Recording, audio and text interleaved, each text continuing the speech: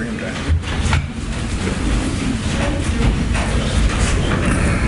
Judge, we're going to go ahead and move this to the round out order. Right. I'll let the jury know.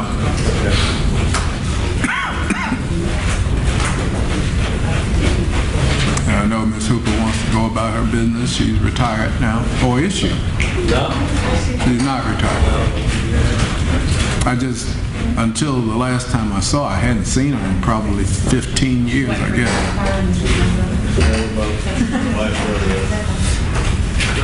What do you need there?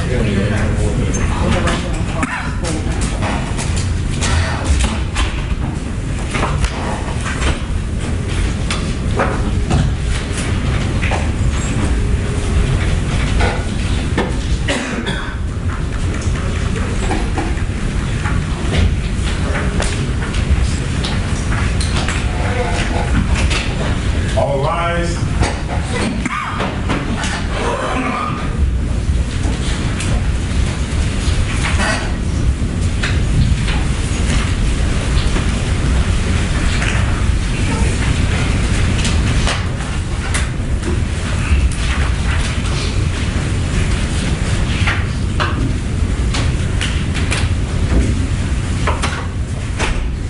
All right, please be seated. Ladies and gentlemen, while Mr. Prelue is listening to that recording, the state is going to put on one, possibly two out-of-order witnesses so that we can keep this moving. All right? All right, bring in Ms. Julia Hooper. And will the defense stipulate that Ms. Hooper is an expert in latent print examination? For purposes of this trial, yes, Your Honor. All right, very well. So she will be testifying as an expert in fingerprint, latent print examination, identification. Face the clerk and raise your right hand. Do you swear or affirm the testimony you're about to give to be the truth, the whole truth, and nothing but the truth? So help you God. I do.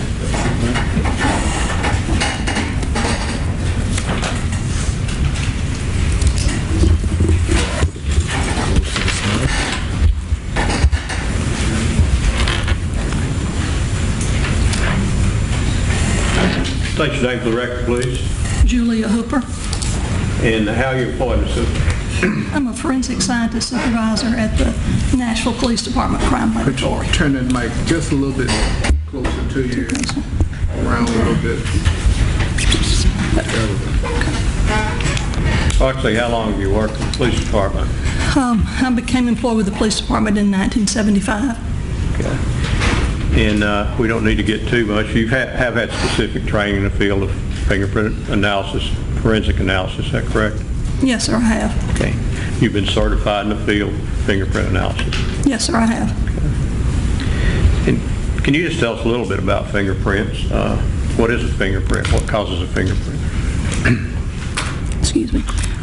Yes, sir, a fingerprint is really a recording or a reproduction of the ridge characteristics and the ridge flow on the undersides of our fingers.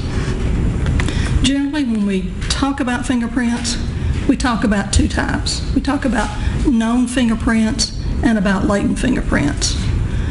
When we talk about a known fingerprint, we're talking about prints that are collected from a known individual. Those are the prints that we usually take a fingerprint card and collect all 10 fingers and roll the fingers from nail to nail. We may do that using ink on the undersides of the fingers, or we may do it using digital technology to record the fingerprint. We call it a known fingerprint because we know who those prints belong to. When we print the individual, we write their identifying information on the fingerprint card. The other type of fingerprint that we talk about is a latent fingerprint. It comes from a Latin term meaning hidden, and those are generally the prints that you don't see normally. They're left on surfaces because of moisture and perspiration on the ends of the fingers, other substances such as oils or blood, and those are typically the prints that are collected from crime scenes. They're not visible.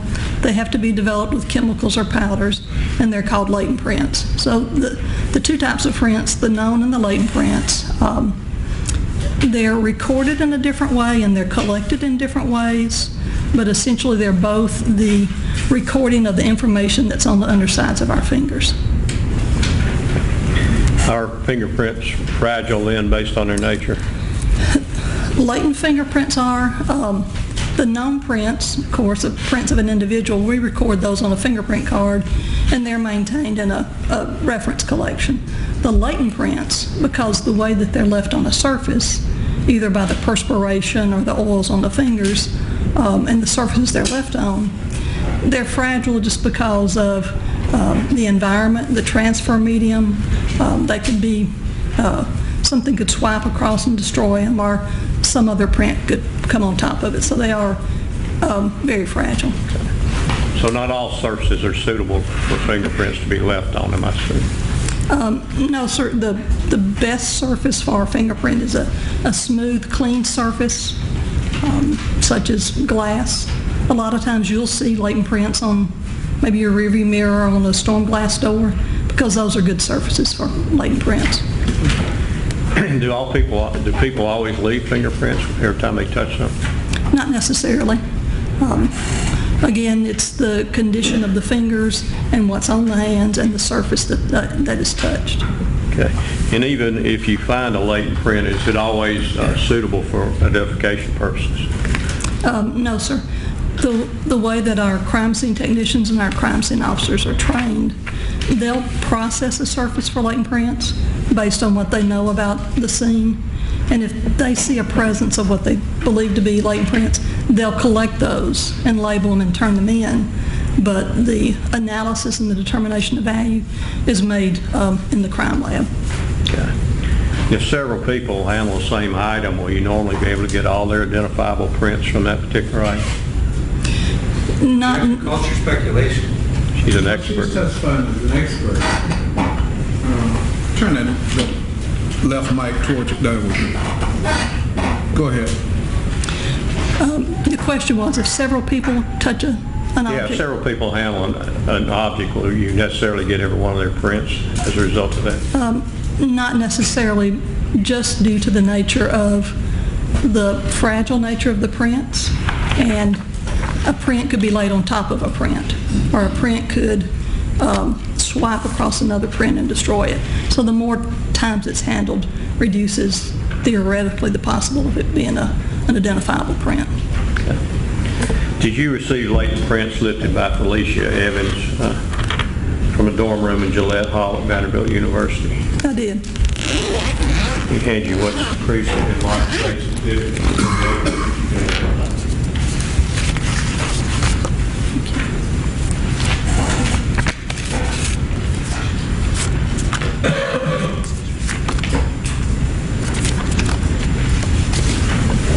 Yes, sir. And those prints reflect where they were lifted from in the dorm room? They do. And where was that, please? There were 2 lift cards that were submitted. One lift card was identified as being from the door and the doorknob, interior side of the room. And the second lift card was identified as being from the Magnum condom box in the dresser drawer. And did you compare those to the known prints of the 4 defendants in this case, Mr. Banks, Mr. McKenzie, Mr. Vandenburg, and Mr. Batey? I did. And what were the results? First of all, let's start with the door. What was the results on the door? The print on the door was a palm print, and it has not been identified. It was compared to all defendants and was not identified. The prints on the Magnum condom box in the dresser drawer, one print was identified as the left thumb of Mr. Jaborian McKenzie.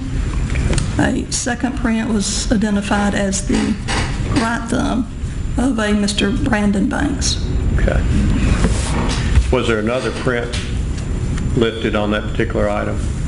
Partial print? There were no additional identifiable prints on this item. And did you have elimination prints? Well, first of all, what are elimination prints, basically? Elimination prints are the prints that are submitted sometimes on a case from people who have legitimate access to a crime scene. The victims, or maybe emergency response personnel, or other people that have access, so that if we have a lot of prints from a scene, we can eliminate the people that have legitimate access before we start looking at the remaining prints. In this case, there weren't elimination prints for prints on the door. No, sir, there were not. That's all the questions. All right, cross-examination. Let's go.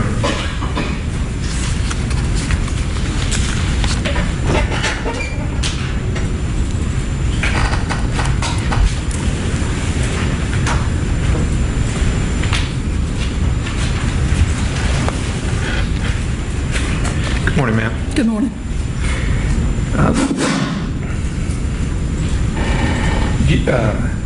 Who you work for? I work for the Metropolitan Nashville Police Department Crime Laboratory. And that's located close by here?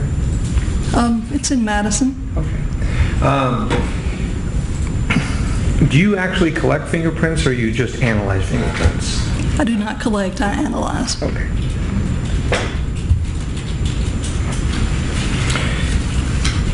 Did you receive any controlled prints from a Mac Prelude? No, sir, I did not. Did you receive any controlled prints from a Jake Bernstein? No, sir, I did not. I testified you received no elimination prints.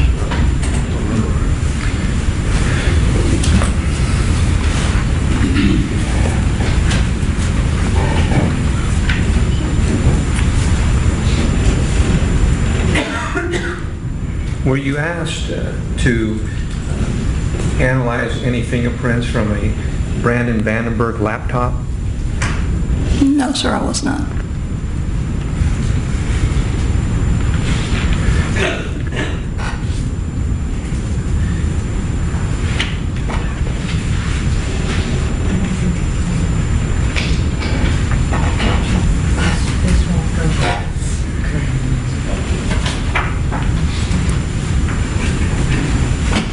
To show you Exhibit 22.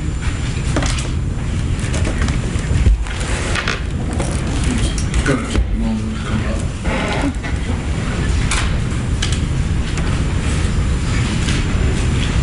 Clear the screen, Mr. McGee.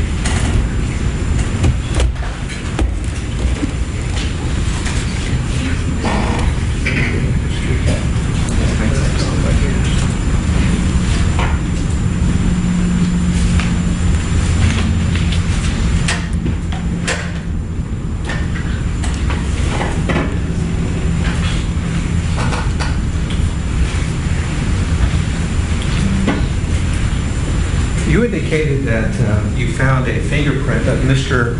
Jaborian McKenzie, is that correct? That's true, yes, sir. Okay. And where did you find that fingerprint? Or where was it lifted from, if you know?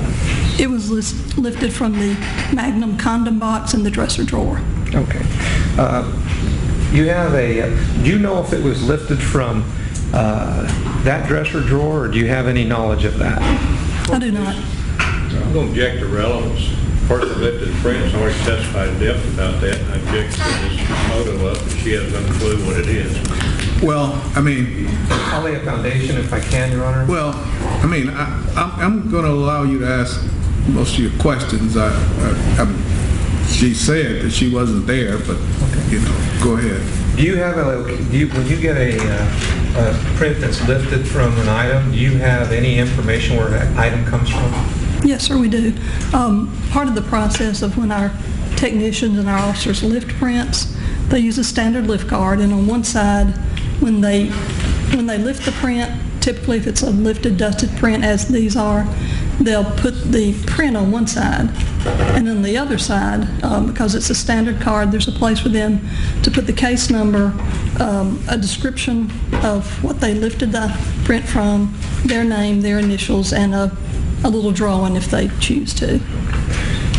For Mr. McKenzie, is that the drawer that's on that card, or is it something different? I really don't think there's any way for her to tell. As a matter of fact, I think this is a different drawer from, I think it is. My recollection is that this is from a different room, is it not? This is from Mr. McKenzie's room, Your Honor, yes. Okay. Okay. Were you only asked to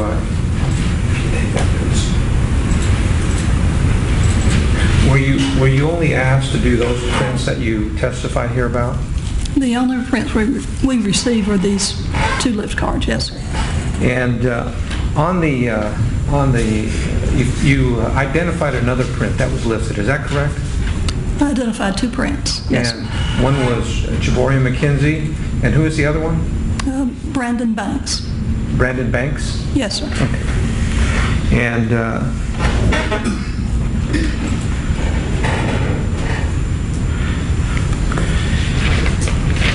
you indicated there was an unreadable print? There was a smudge that was of no value. And you don't know whether it was Mr. McKenzie's or Mr. Banks as well. Do you have any knowledge of that? When we do an analysis of prints, initially when we receive it, we determine if the print is of value to be identified. That's the first step of the process of comparing prints. And we look at the information in the print, the ridge flow, the ridge characteristics, the quality and quantity of the print. Many prints we determine to be of valuable, that we can identify to someone, but many prints we also identify as being no value, that we cannot identify them to anyone. If we determine they cannot be identified nor excluded from anyone, we do not compare those prints. So, that was a long answer. I'm going to ask you to shorten it Sure. down a little bit. You could not analyze that smudge print? I could analyze the print to determine the value, but your question was, have I had compared that print to anyone?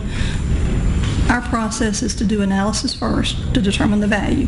If it's of value and it can be compared to someone to identify or exclude them, then we make a comparison. If we determine on the front end through the analysis that it's of no value to identify or exclude, we do not make a comparison. So this had no value? It had no value, yes, sir. So you couldn't include or exclude anyone, is that correct? That's correct, yes.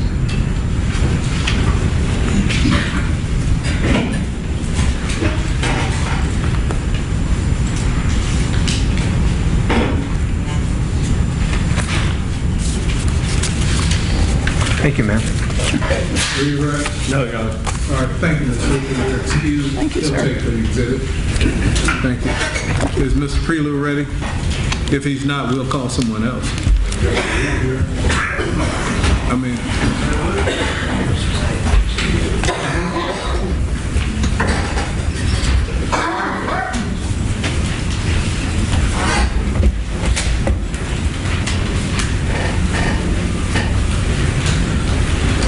Come on up, Mr. Prelude. Just let me remind you, you're still under oath. You may have a seat.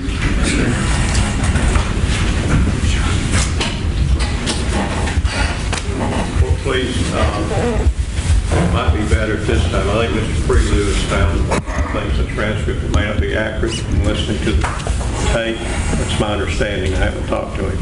But we may need some more time to address that. We can call another witness if you want to do that. No, that's fine. I mean, There's some issue. I'm not sure. I've obviously been in court, but it's my understanding in listening to the tape, he's finding some issues with this transcript. okay, that's fine. You may step down. We'll call you back. You might just ask him if he's completed it. Well, have you completed going through the recording as well as the transcript? Yes, sir. And so you're familiar with whether there are inaccuracies in the transcript? I listened and looked through while I was listening. So, And what? what I said and that was on here. I didn't notice any inaccuracies on the transcript from the voice recording. Okay. Oh, okay. All right. All right. Have a seat.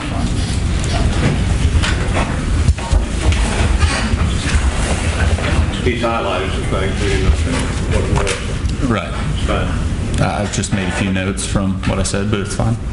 All right. Mr. Prelude, I was way over there and didn't hear you. Did you say there was no inaccuracies? Not that I saw. I just listened to it and read through it, and I didn't notice any from my part, other than a few misspellings. So do you feel comfortable testifying now after reviewing the transcripts and hearing it? Yes, sir.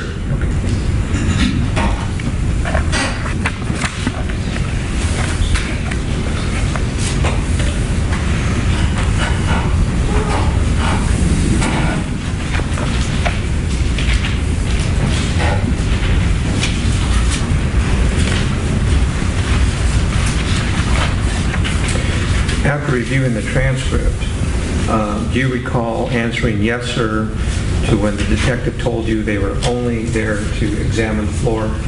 Yes, I do. Again, point out where you're asking from so he can see what's what. That would be page 6, if you look up in the top right-hand corner. We'll get the relevance, Your Honor, please.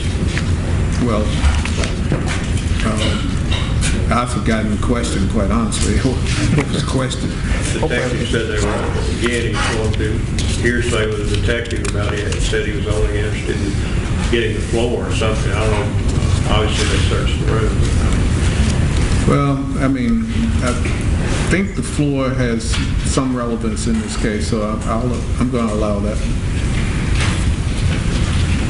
Did you see where you said that? Yes. And that's correct? Yes. Okay.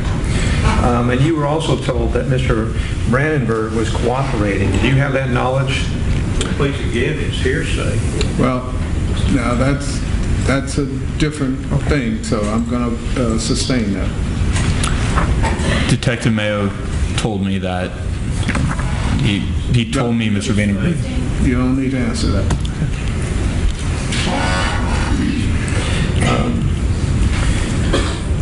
During this interview, you were being 100% honest, correct? I was trying to. Yes. And if you need to refresh your memory, go to page 8 in the middle of the page.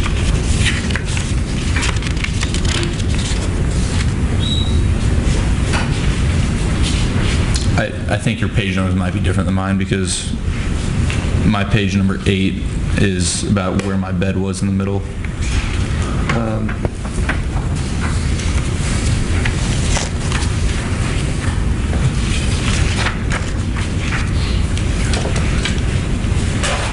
Yes.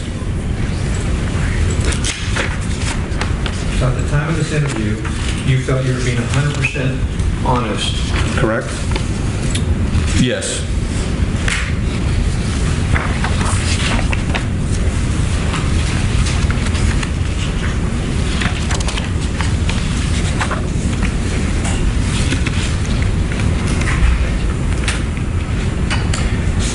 Mr. Preeley, did you read your second interview? I've gone over the statements I made, yes. Okay. You heard it, correct? The interview with Detective Mayo? There's two interviews. Were you, and I gave the transcripts, did you hear those? Did you go over the second interview? I have the interview of when I was in my room, and I listened to when he was talking to me in my room. Okay, did you hear the interview with Mr. Thurman? No, I did not. Well, Your Honor, he has to review that as well then. I thought I gave Mr. Thurman both interviews.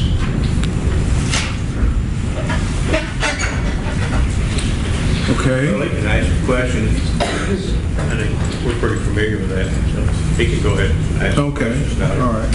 He needs to refresh his recollection. He can listen. And, you know,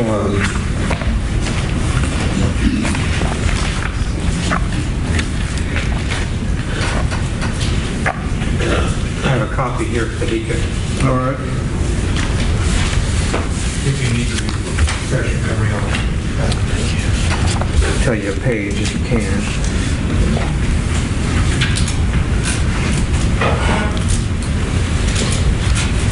Did you feel that you were the most credible person to know what happened in that room? I've said from the beginning I didn't see what happened, but I heard some things going on. Did you send a text message that you were the most informative person to what happened in the room? I might have sent a text message saying from within the team that I was the only one really who knew what was happening. Now, you indicated that you informed Mr. Thurman that Mr.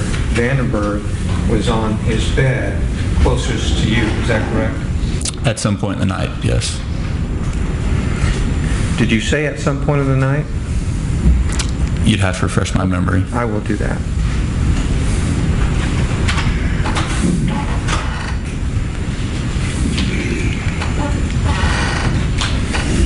You were asked in this interview if Mr. Vandenburg said anything, and the only thing you indicated is about his cocaine use and erection. Is that correct? That's correct. You never said anything about that's Mr. Vandenburg or anything like that. Is that correct? I heard that on a recording, and I identified his voice in that.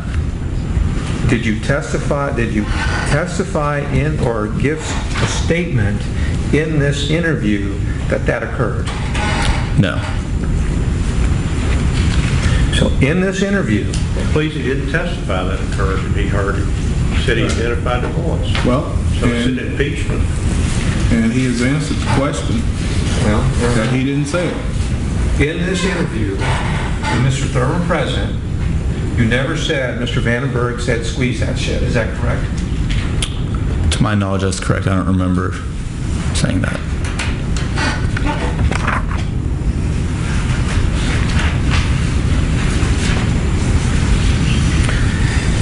Mr. Thurman, no, strike that. Did you indicate in this interview to Mr. Thurman that Mr. Brandon Banks was doing the talking in the room? I told him I heard Brandon Banks confront me later, a few days later, after speaking to Detective Mayo.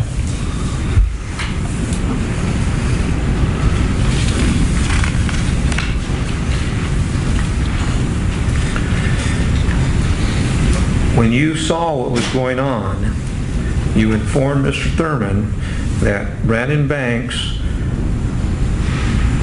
Cory Batey, and Tip McKenzie were all right on the girl. Is that correct?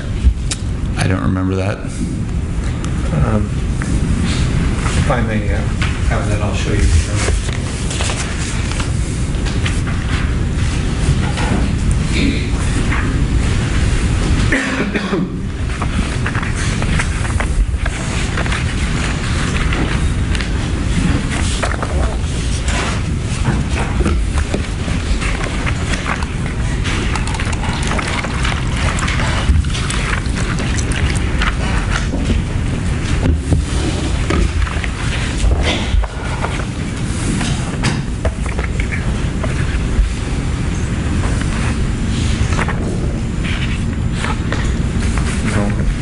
I gotta find that. Let me move on to something else, and when I come to that, I'll point it out to you.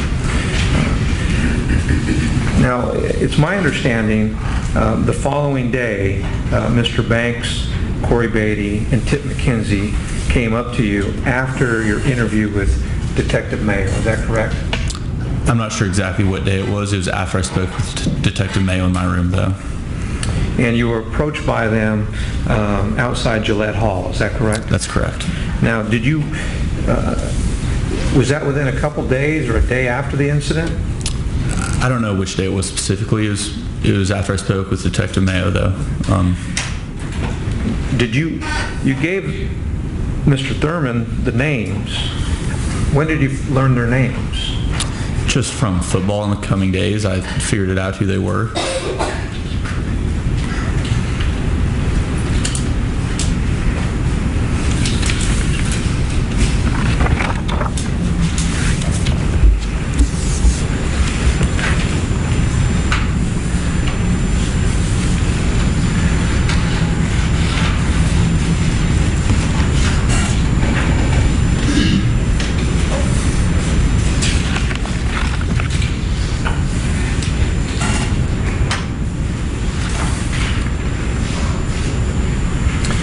Now, you were in the room the entire time. Is that correct? Yes, sir.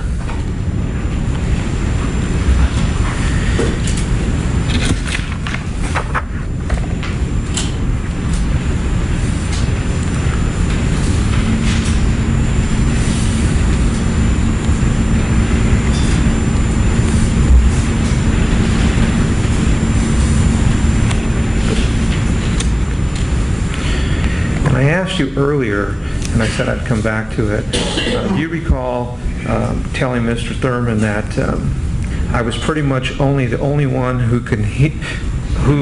other than those guys, who knew the seriousness of what was going on? Do you remember saying that? Yes, sir. So you knew something serious was going on, right? Yes.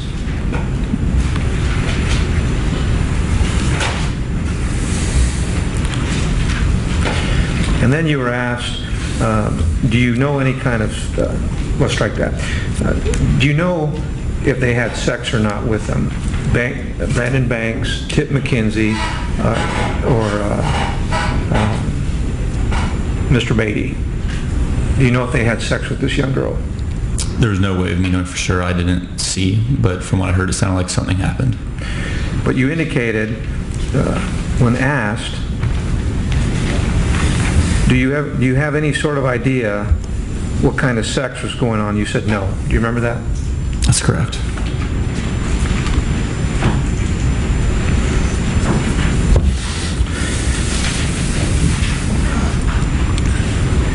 And it's true, you never heard Mr. Vandenburg talk about condoms. Is that correct? That is true.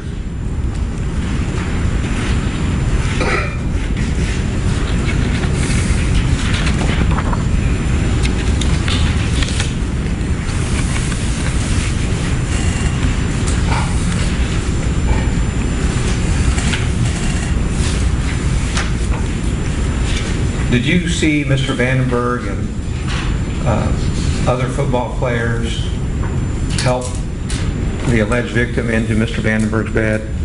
No, I did not. But you were there. I must have been there if that's what they did, yes.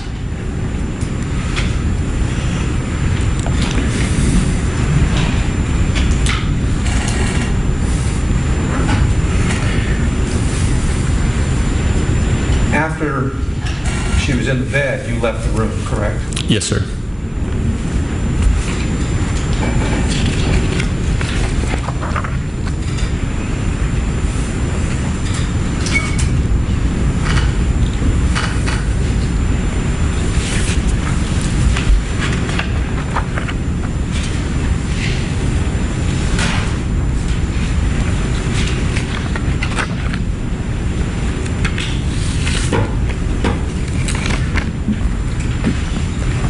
Did you tell Mr. Thurman that Tip McKenzie had sex with the alleged victim?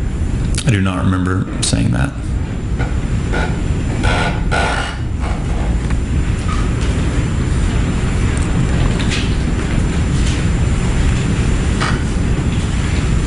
When I asked you a few minutes ago about the three, Brandon Banks, Cory Batey, and Jaborian, Tip McKenzie, were all over the girl once they brought her in. You didn't remember that. Recall that? When I looked down, I saw them all in the room. I don't recall exactly where everybody specifically was.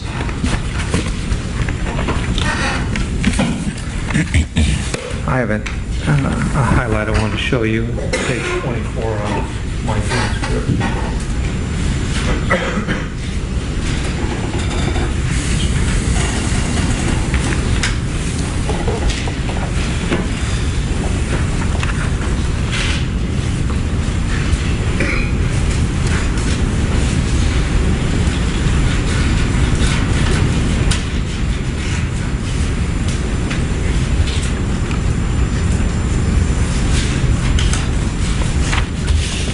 Does that refresh your memory? Yes, sir. Is that what happened? That's what I said.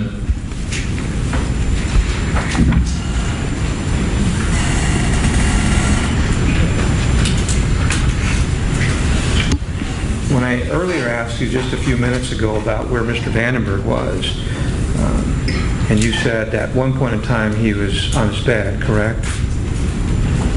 Correct. Do you recall telling Mr. Thurman that Mr. Vandenburg was closer to me on the side of the room talking about he couldn't get an erection? Yes, I remember Mr. Vandenburg making a reference to not being able to get an erection. But he was closer to you in the room, correct? That would be because his bed was right under me. and that's where I heard the voice coming from.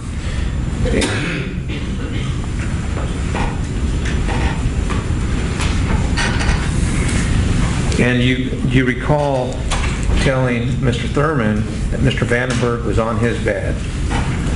Yes.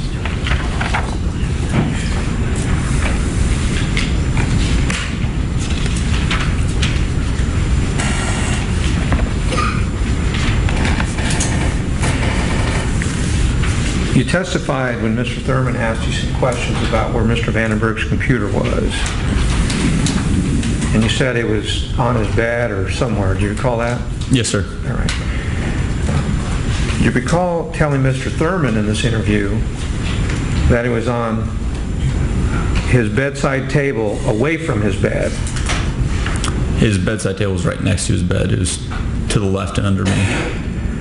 So when you indicated on the other side of his bed, what are you referring to? Below and to the left of where I was. Did you ever see Mr. Vandenberg with the computer in his hand? I did not.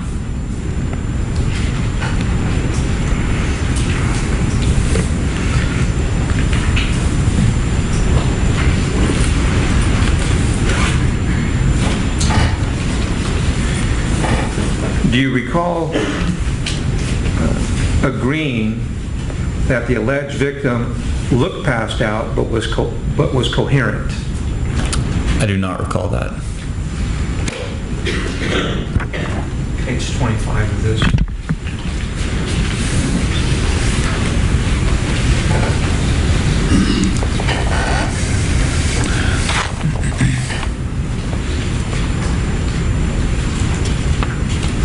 Who's the male voice in this? Detective or Mr. Thurman, I don't know. Was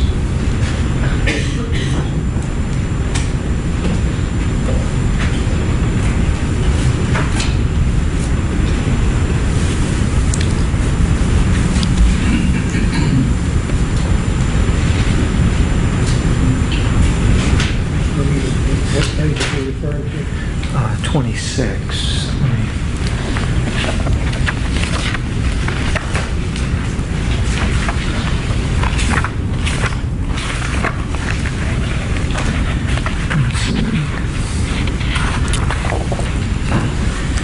Pages are different. Well, please, he's referring to a statement made by somebody else, not him. It's on track 3, disc 13, timestamp is 20. Okay, well, Okay. Do you recall? Right. wait, hold on. John Thurman, you had said it was a statement made by someone else? Yes. So, They were asking him a question. Court, please, we're getting into this again. yes, sir.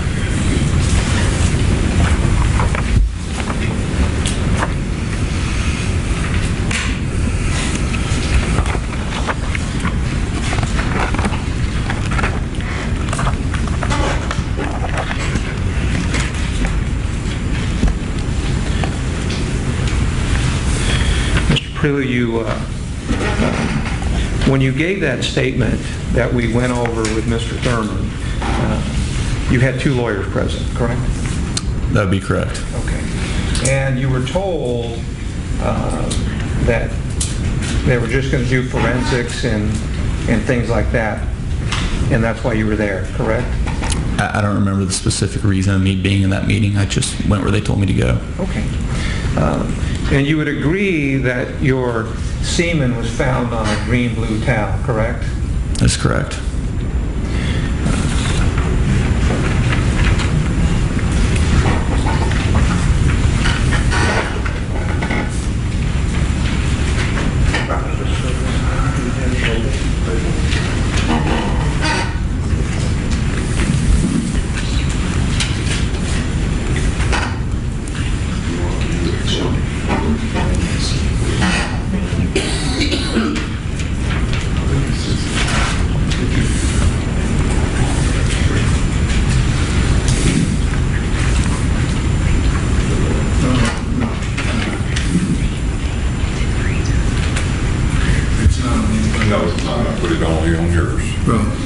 that's something that should only be on the big screen.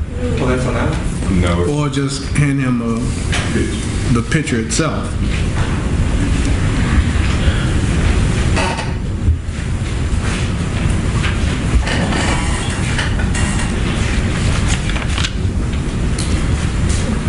Have you seen that picture before?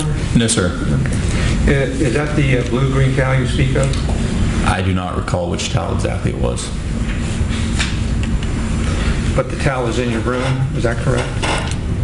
As I said, I don't remember exactly which towel it was. The towel that had your semen on it was in your room, is that correct? Yes, that's correct.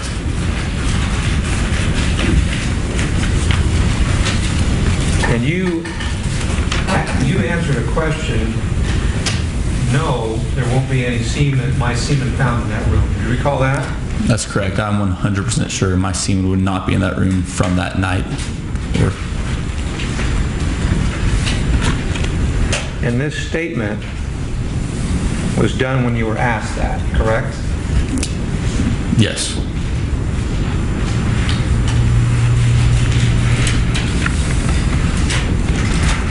And you're here now testifying under use immunity, correct? I'm not testifying under immunity, to my knowledge. You signed an immunity agreement, correct? I signed use immunity for when I came in and spoke with the prosecutors. And your understanding is whatever you say, you could not be prosecuted for, is that correct? For that meeting. And that's what it's for. It's for that particular statement made at that time. Thank you. And in that statement, you've never said Mr. Vandenburg was the voice on Squeeze That Shit, correct? Well, please, he's never testified to that. Your Honor, I'm asking him in that interview. I think that question has been asked and answered, I do believe. Okay. Did you ever tell detectives that you cleaned the room Yes. in that interview? I don't remember exactly what we went over in that interview, if it was in there, but I've told them that. And in fact, you went upstairs to the 6th floor and got a Swifter, came down and cleaned that room, correct? There was vomit on the floor and on my cooler that I cleaned, yes, sir. And you cleaned the entire floor, correct? I don't remember exactly if I covered the whole floor. I covered the vomit that was on my cooler and that was on the floor. Did you give any CSI agent or the detectives the Swifter that you used to clean the room? No, sir. I have nothing further, Your Honor. I'd like to introduce this picture. All right. Well, it's all part of the evidence anyway, but you're welcome to introduce it. That would be number 59.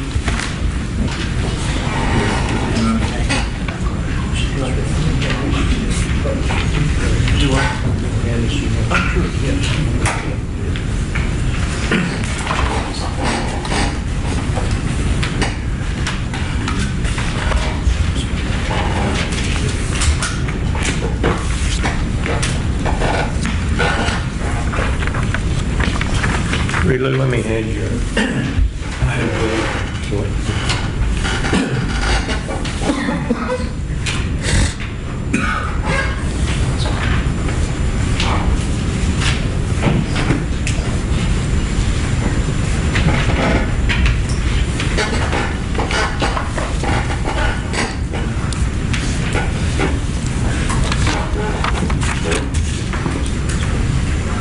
Can you identify that, please? Yes, this is the use immunity agreement I signed in that meeting. Okay. And it says use on it, right? Yes, sir, it does. I'd like to mark that too.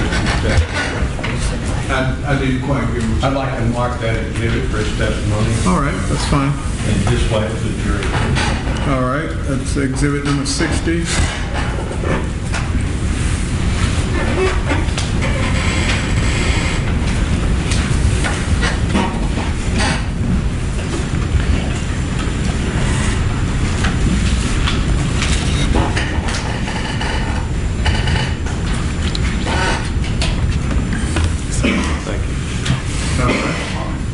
Whose idea was it to have that done? That was my lawyer's idea.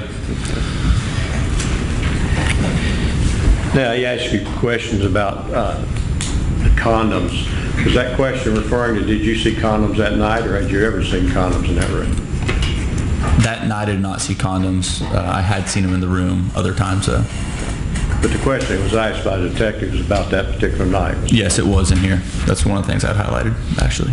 And did you ever say you saw Tip McKenzie have sex with a victim? To my knowledge, no. You didn't see that, did you? No, I did not. And you know how long they'd been in the room prior to you being awakened? How long I had been in the room, or? No, do you know how long they'd been in the room before you were awakened by the noise? I don't know. No, sir. So it could have been 5 minutes, 10 minutes? Right.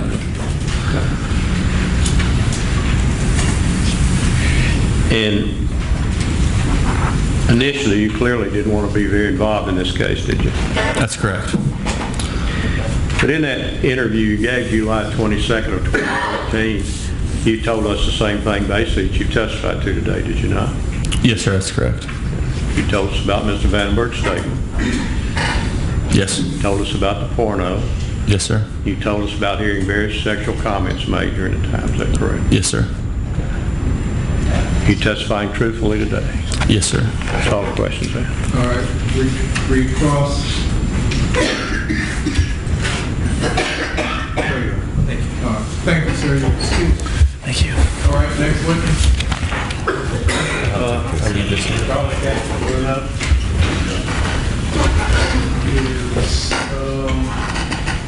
She's a special agent. I forgot her area of expertise. Forensic science, Your Honor, DNA. DNA. All right, Chief. And we stipulate that Ms. Casaldueno is an expert in the field of DNA analysis. For purposes of trial, yes, Your Honor. All right, very well. She has been so stipulated to be an expert in the field of DNA analysis.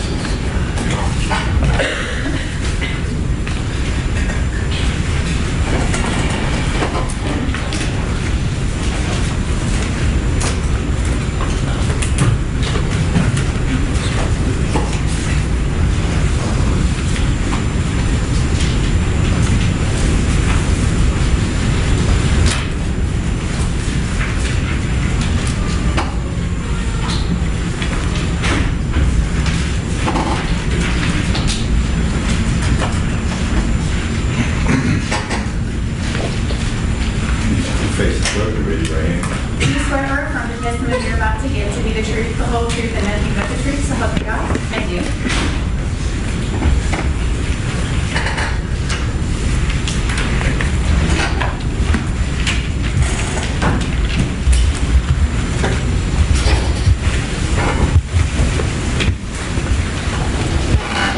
State your name for the court, please. My name is Charlie, C-H-A-R-L-Y, Castelbono, C-A-S-T-E-L-B-U-O-N-O. Okay. How long have you worked for the TBI? I've been there about 4.5 years. Okay. And what's your title there? I'm a special agent forensic scientist in the forensic biology unit. What exactly does a forensic scientist do? A forensic scientist is someone that uses scientific techniques to examine physical evidence that's related to a criminal investigation. Okay. And your specific assignment in the lab is to do DNA analysis, is that correct? That's correct. What's your educational background? I have a Bachelor of Science in Biology from Berry College. I also have a Master of Science in Forensic Science from the University of Central Florida. Okay. And you've had special training on DNA testing in addition to that, is that correct? That's correct. And I know everybody knows basically a little bit about DNA and what it is, but could you just briefly explain what DNA is? So DNA is our genetic material. You get half of your DNA from your mother and the other half from your father. It determines many biological processes within the body. It also determines physical characteristics such as eye color and hair color. Okay. Does anyone have the same DNA? Aside from identical twins, no. And it's used in other things besides forensics, I take it? Paternity testing, medical research, missing persons, things like that. Okay. And how do you go about getting DNA from a swab? So I will test the swab if necessary for a bodily fluid, And then from there, I'll take that through the DNA analysis process. So I'll first isolate the DNA, determine how much is present, make millions of copies of the DNA, and then analyze it to obtain a DNA profile. And even if you find DNA, is it always suitable for your testing? No, it's not. There may not be enough DNA, or it may be damaged, so that can affect my ability to obtain a DNA profile. How long can DNA last on an item? Under proper conditions, it can last for years. In some cases, over 30 years, they found DNA, is that correct? That's possible, especially in like a blood stain or a semen stain. Can you tell from your testing approximate time when something would have been left on an item? No, I cannot. What is touch DNA? Touch DNA is DNA that's left on an item from someone handling it, and so it's DNA from that person's skin cells. And in the lab, do you test for touch DNA normally unless there's a specific request? Usually if it's a specific request, an item that may have only been handled by one person or just a few people. Okay. But you don't swab everything that comes into the lab for every piece of DNA, do you? No. It can be DNA transferred from one item to another? Yes, that's possible. If a crime scene is processed several days after the crime is committed, is that a problem for you as a forensic examiner?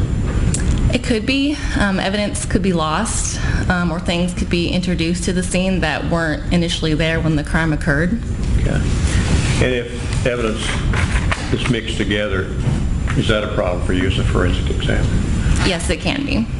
And why is that? Again, like you mentioned, there can be transfer of DNA among those items. Okay. And did you receive certain items from testing directed by Detective Jason Mayo in this particular case? Yes, I did. Court, please, I'm going to ask you be handed Exhibit 7, 8, 9, 11, 20, 21, 22, 23, 24, and 25. Well, that might be a little bit too much. 7, 8, 9, 11, 20, 21.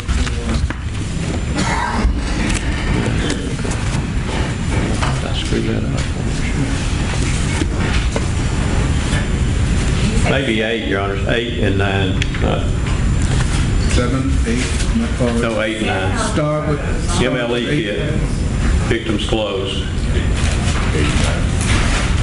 Let me see what it is. 8, 9. Must have missed one. Can you identify those two items, please? Yes, this one is a sexual assault kit. It has a unique laboratory number that was given to it when it came into the lab, as well as the exhibit number. And also has my initials and where I sealed it with my initials. Okay. And what, the next item? Exhibit number 9. So this is my exhibit number 2, A, B, and C, which was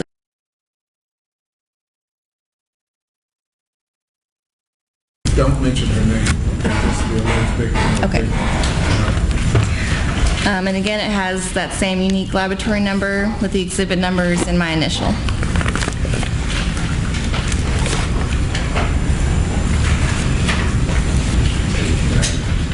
B11, Your Honor. This is the next one. Yes. 11 and collective exhibit 20.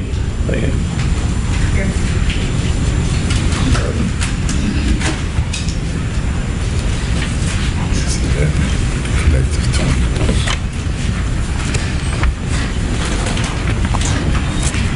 So this is my exhibit number 12A, which was buccal swabs from Vandenburg. And again, the laboratory number is present with the exhibit number and my initials.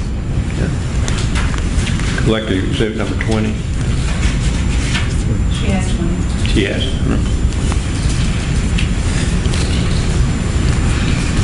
This would be my exhibit number 17A, buccal swabs from DeAndre Woods.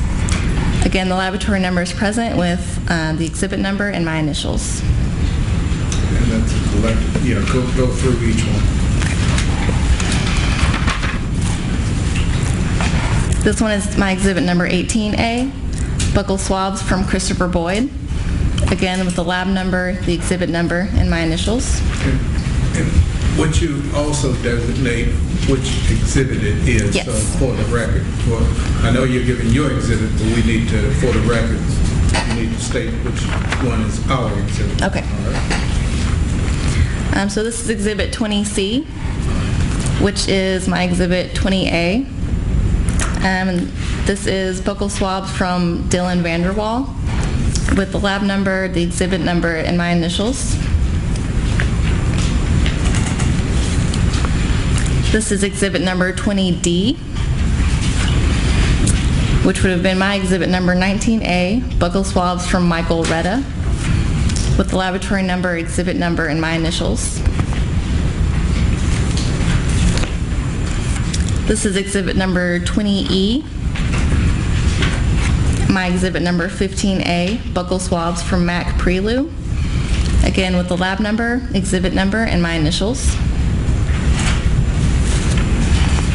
This is exhibit number 20F, which is my exhibit number 13A, buccal swabs from Cory Batey, again with the lab number, exhibit number, and my initials. This is exhibit number 20G, which is my exhibit number 11A, buccal swabs from Brandon Banks, again with the lab number, exhibit number, and my initials. And this one is exhibit number 20H, which is my exhibit number 14A, buccal swabs from Jaborian McKenzie, again with the lab number, exhibit number, and my initials. Also exhibit 21.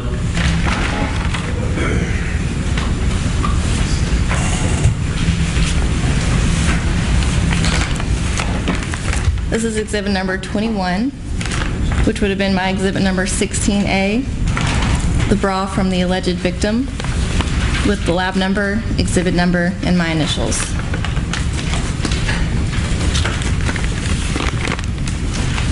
This is exhibit number 24, which is my exhibit number 6A, which is a white towel from hook on wall at 1900 South Drive, room 213, with the laboratory number, the exhibit number, and my initials. 26 and 27.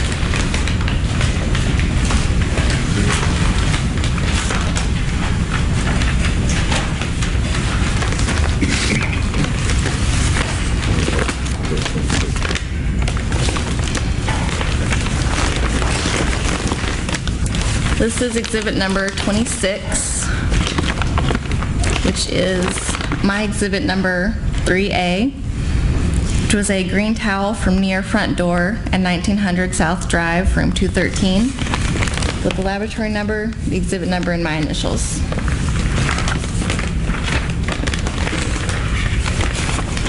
This is exhibit number 25, which is my exhibit number 5A, and it is a green towel from hook on wall at 1900 South Drive, room 213. Again, with the lab number, the exhibit number, and my initials. Did you also receive some clothing and bedding in a very large sack? Yes, there was some bedding. Did you also test those? Yes. Can you just go through, you prepared a report in this matter, did you not? Yes. Could you just go through and state what your findings were as to each item that you tested, please?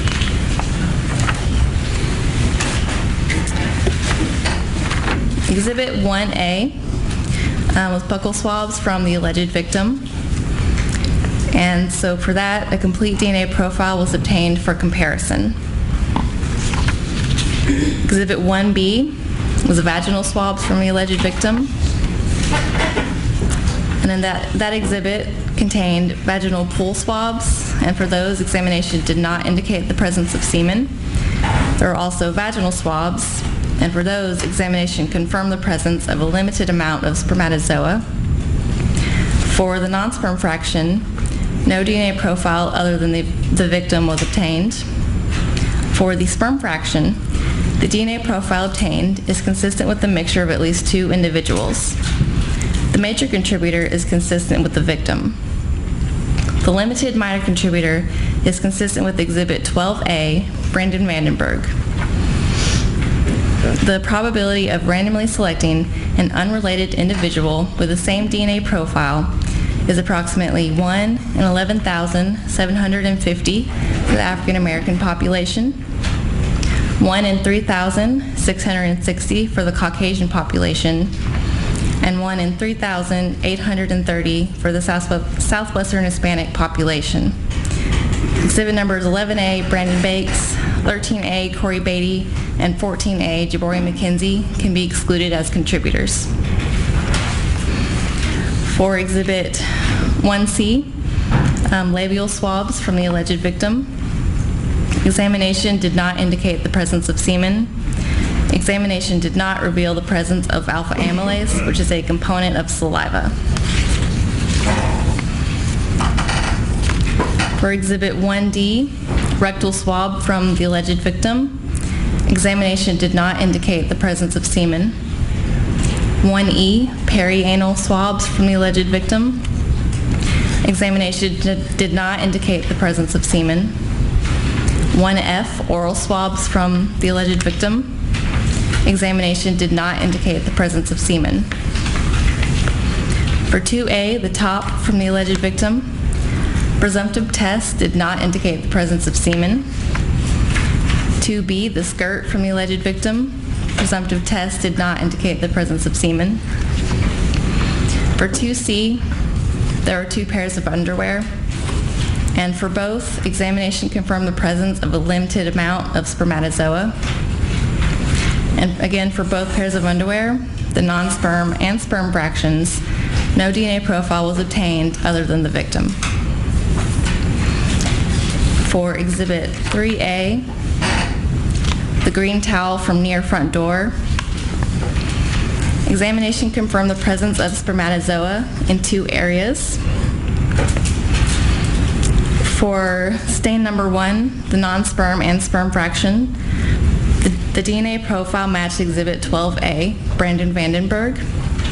The probability of randomly selecting an unrelated individual having the same DNA profile from the African American, Caucasian, or Southwestern Hispanic populations exceeds the current world population. For stain number 2, in the non-sperm fraction, the DNA profile obtained is consistent with the mixture of at least 2 individuals. The major contributor matched Exhibit 12A, Vandenburg. The probability of randomly selecting an unrelated individual having the same DNA profile from the African American, Caucasian, or Southwestern Hispanic populations exceeds the current world population. Due to the limited minor contributor profile obtained, further interpretation was inconclusive. And for the sperm fraction from stain number 2, a limited DNA profile was obtained. Further interpretation was inconclusive due to insufficient and/or degraded DNA. For Exhibit 4A, the red and white towel from near front door, presumptive test did not indicate the presence of semen. For 5A, the green towel from hook on wall, examination confirmed the presence of spermatozoa in 2 areas. For stain number 1, in the non-sperm fraction, the DNA profile obtained is consistent with a mixture of at least 2 individuals. The major contributor is an unknown male. Due to the limited value of the minor contributor profile obtained, results regarding the inclusion of Exhibit 12A, Vandenburg, are inconclusive. Exhibit numbers 1A, the victim, 11A, Brandon Banks, 13A, Cory Batey, and 14A, Jaborian McKenzie, can be excluded as contributors. In the sperm fraction, the DNA profile obtained is from the same unknown male. And in stain number 2, the non-sperm and sperm fractions, the DNA profile matched Exhibit 12A, Brandon Vandenburg. The probability of randomly selecting an unrelated individual having the same DNA profile from the African American, Caucasian, or Southwestern Hispanic populations exceeds the current world population. For Exhibit 6A, the white towel from hook on wall, presumptive test did not indicate the presence of semen. For Exhibit 7A, swabs from floor in front of closet, presumptive test did not indicate the presence of semen. For 8A, crusty material from tub on floor beside closet, presumptive test did not indicate the presence of semen. Presumptive test indicated the presence of blood. Testing for the presence of human hemoglobin, a component of human blood, was not performed due to a limited sample. A partial DNA profile was obtained, which was consistent with the victim. The probability of randomly selecting an unrelated individual having the same DNA profile from the African American, Caucasian, or Southwestern Hispanic populations exceeds the current world population.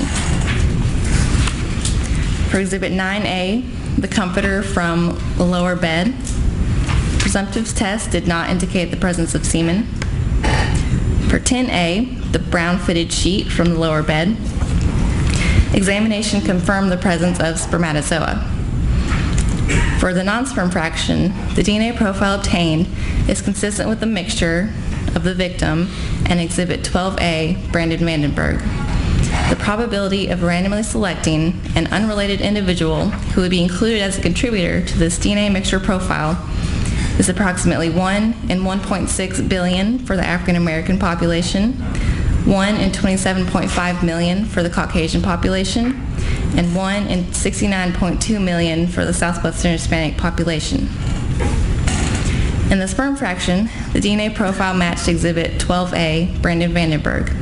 The probability of randomly selecting an unrelated individual having the same DNA profile from the African American, Caucasian, or Southwestern Hispanic populations exceeds the current world population. For Exhibit 10B, the white mattress cover from the lower bed, examination confirmed the presence of spermatozoa in 3 areas. For all 3 stains in the non-sperm and sperm fractions, the DNA profile is from an unknown male number 2. For 10C, the pillowcase from the lower bed, presumptive test did not indicate the presence of semen. For 10D, 2 pillow covers from the lower bed, presumptive test did not indicate the presence of semen. And for exhibit numbers 11A, buccal swabs from Brandon Banks, 12A, buccal swabs from Brandon Vandenburg, 13A, buccal swabs from Cory Batey, and 14A, buccal swabs from Jaborian McKenzie, a complete DNA profile was obtained for comparison. Okay. Did you later go back and perform another analysis on the green towel 5A in your exhibit? Yes, I did. And what were your findings there? So I received additional known standards. And so for the non-sperm fraction, the DNA profile previously obtained was consistent with the mixture of at least 2 individuals. The major contributor matches Exhibit 15A, Mac Prelu. The probability of randomly selecting an unrelated individual having the same DNA profile from the African American, Caucasian, or Southwestern Hispanic populations exceeds the current world population.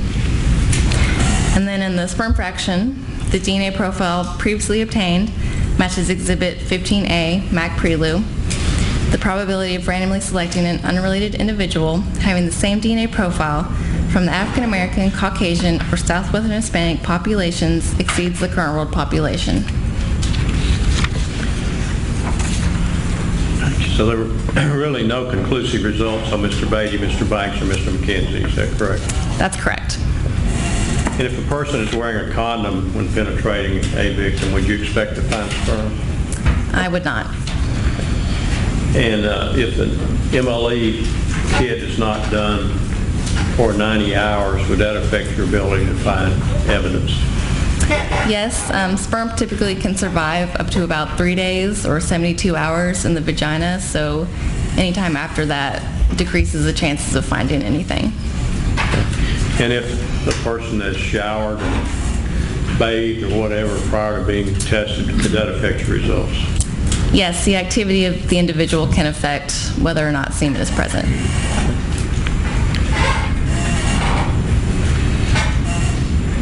You said that you found a single sperm head on one of the pieces of underwear, is that correct?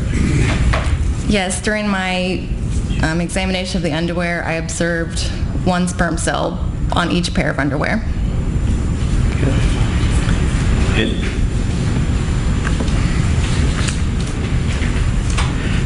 And is that unusual to find a single sperm cell? It depends on what the evidence is. With an actual semen stain, I would expect to see a lot more sperm cells than that. How many sperm heads are normally ejaculated by a normal male when ejaculating? On average, there's about 200 to 500 million sperm cells per ejaculate. Okay. So what would finding only one indicate to you? It's possible that there could have been a semen stain there at one point, but the item had been washed at least once. It could also be transfer from some other surface. Okay. But it would not be consistent with an ejaculation on that item unless it had been washed. That's correct.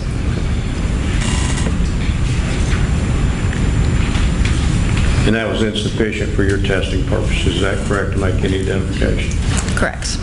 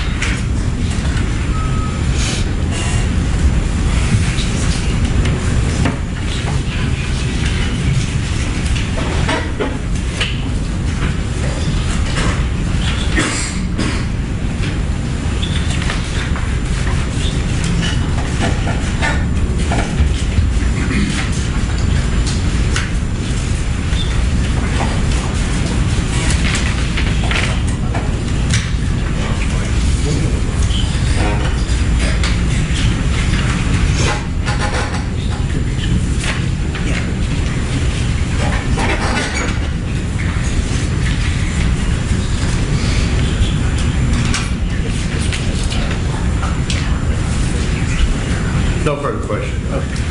All right. Since lunch is running a little late, we will go until about 12:15 if you're going to take that long. This is my witness, and I got to take an aspirin. I got a headache. I woke up this morning not feeling too good.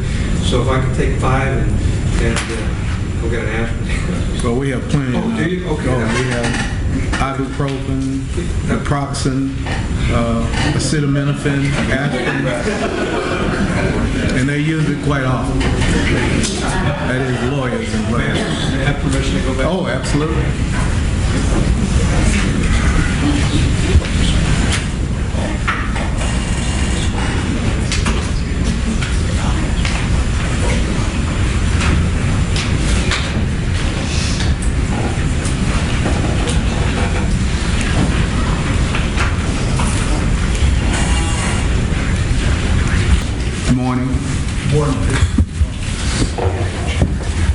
Please, before the jury comes in, I do think this is improper cross-examination to read from a statement and say, didn't you say this, didn't you say that? It's not proper to... Well, the witness should have an opportunity to review what it is. He needs to ask a question. If his response is inconsistent, he needs to show him the thing and let him respond. But you can't just start reading his statement. You need to let him testify. And if it's inconsistent, impeach him or give him an opportunity to at least read it. I think you just sit down and read your own transcript that you've prepared to him and say, didn't you say this, did you say this, did you say that? Right.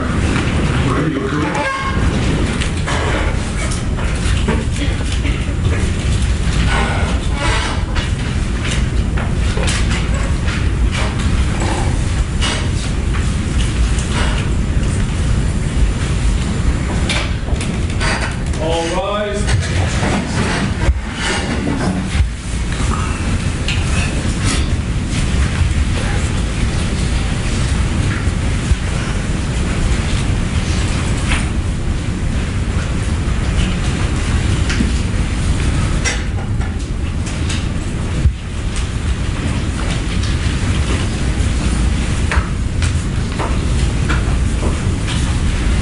All right, please be seated. All right, Mr. Perez.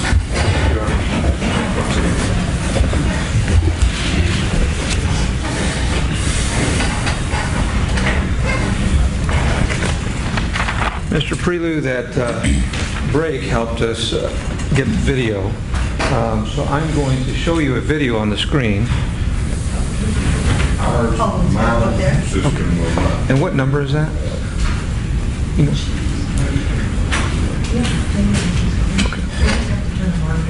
It plays from here, we just have to turn it on. The big TV.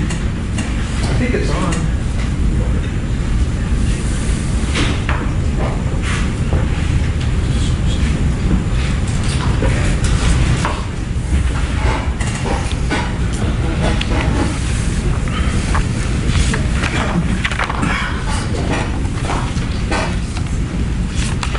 Can you see that, sir? Or am I in your way? Let me stand over here.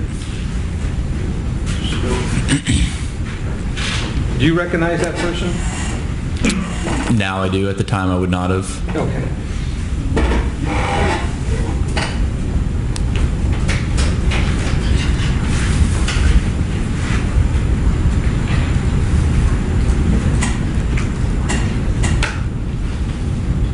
All right, go ahead.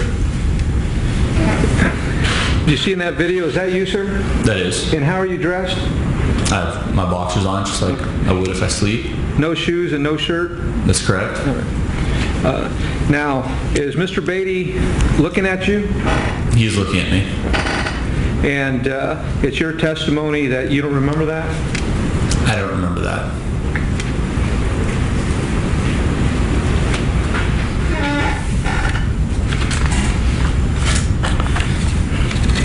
Now back to the transcript, which I will show you if you need be.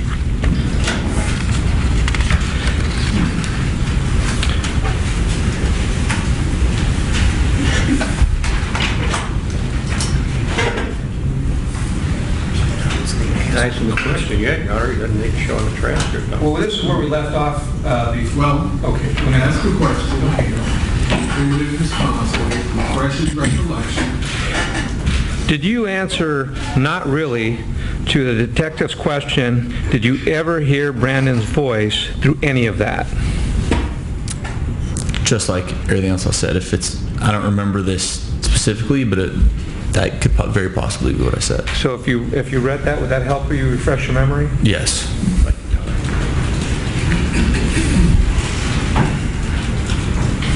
And just read it silently, please. Let him have it. Well, please, again, this is not a statement signed by him or anything else. It's some transcript prepared by an unknown person. I don't think that's a proper way to refresh a recollection. Well, are you saying that it should be authenticated first? Again, I've just got it, but I mean, he obviously doesn't remember the conversation. Handing him a piece of paper somebody else has recorded saying that's what it says. If he hadn't reviewed the transcript himself, I think is an issue. Well, yeah, that does make it an issue. That's true. But, well, let's see what his response is. Does that refresh your memory? Yes, it does. Did you say that? That is what I said. Your Honor, based on Mr. Thurman's inquiring, I could print Mr. Prelude the transcript and have him review it before I go further to see if... I thought that's what you were doing during the break. I gave Mr. Thurman a copy. Okay. And I didn't know Mr. Prelude needed a copy to verify. We have the disc that was provided us by the state. I understand. I just thought you... So I'm amenable to whatever the court would like. How many more questions do you have with regard to that? A lot. A lot of questions. Yes. Well, the best practice would be to have him review a copy of the transcript. Okay. So then I will print him. How long is that going to take? I can print him one in minutes and then give it to him to review. Okay. Well, Probably he's got to listen to the tape, I think. right, that's what. Unless, maybe he can do it from memory, I don't know. We would have to do that out of the presence of the jury, of course. So Okay. let's step back again, folks. All rise.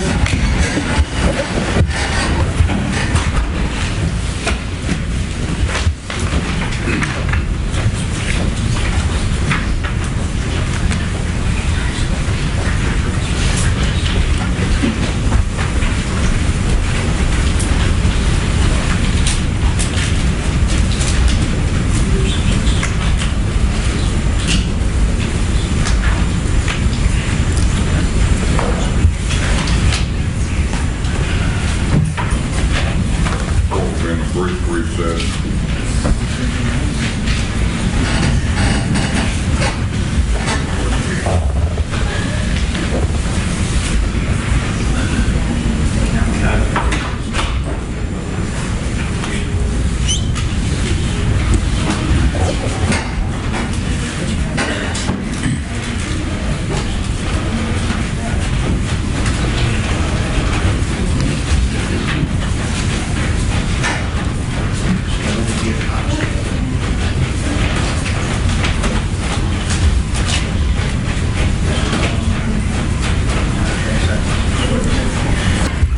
All right, cross-examination.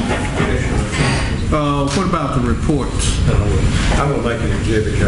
All right, that'll be collective exhibit number 61. 51 or 60? 61.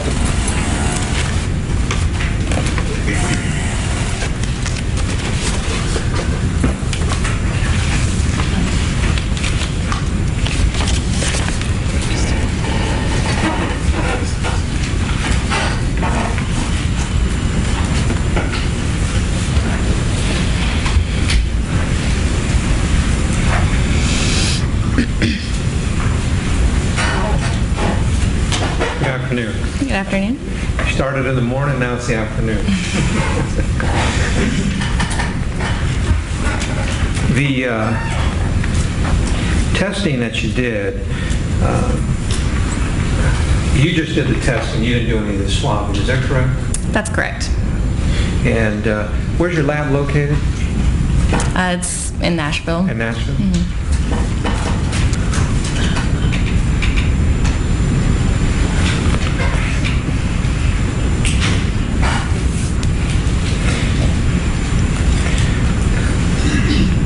Would you find evidence of, in a test result, that there was spermicide from a condom? I'm not really sure. That could definitely affect it, but we might find something. And you didn't find any of that, correct? Spermicide? Yeah. We don't test for spermicide. Did you recommend testing on that? That's not normally typically something that we would recommend in the DNA unit.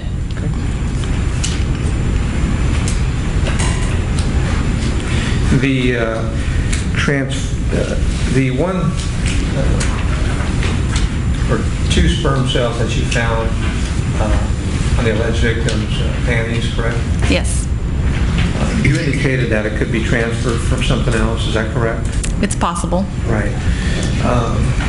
What were the results of those? For those, the only DNA profile I've got was from the victim, so there wasn't enough of the male DNA for me to pick that up in my testing.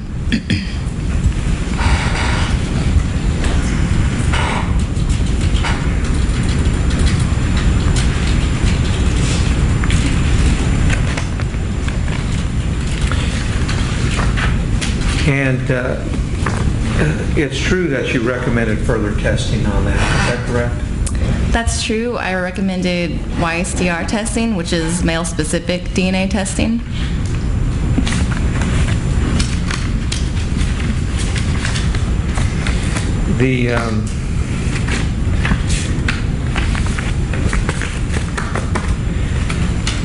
You testified about a green towel, and that had Mr. Prelude's DNA on it, is that correct? That's correct. Is that sperm? It was.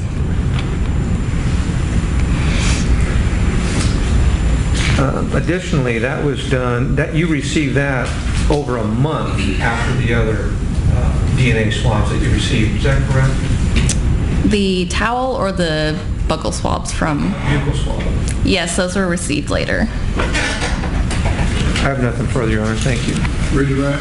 No, Your Honor. All right, thank you. You're excused. Thank you. I don't know who you have next and how long that witness. Who do you have, first of all?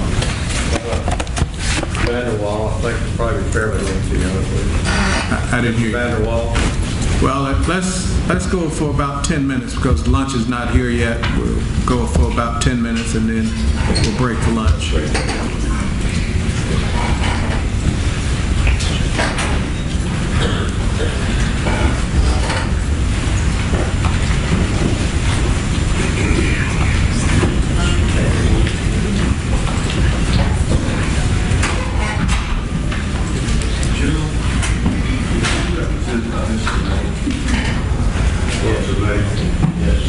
Mr. May was here, dressed casual.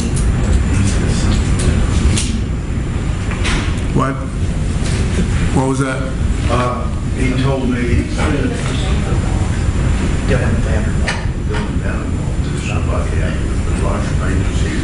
Your Honor, I think our witness might be downstairs. I'm happy to step out and get with our victim witness coordinator. Well, We didn't tell him to be here on noon. that person got here, it'll be 12:15, so we're going to go ahead and break for lunch. All right, and we'll start with that individual, Mr. Vanderwall, right at about 1:10. Okay, to make everybody happy, 1:10. All rise.